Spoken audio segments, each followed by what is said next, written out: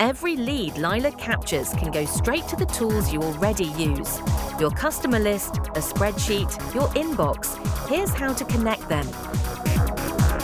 It works through a webhook, a simple link that Lyla posts every new lead to.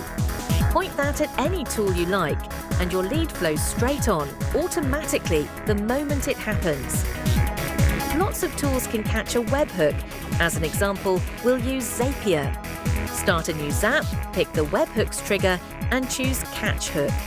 Zapier gives you a unique web address, your webhook URL. Copy it. Now open the Integrations add-on in Lyla, paste that webhook URL in, and save. Then hit Send Test Lead to check it's connected.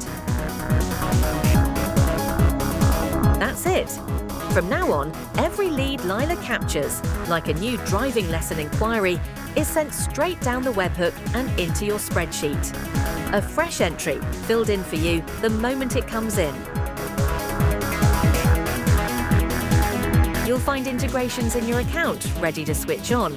New to Lyla? Get started at meetlyla.com.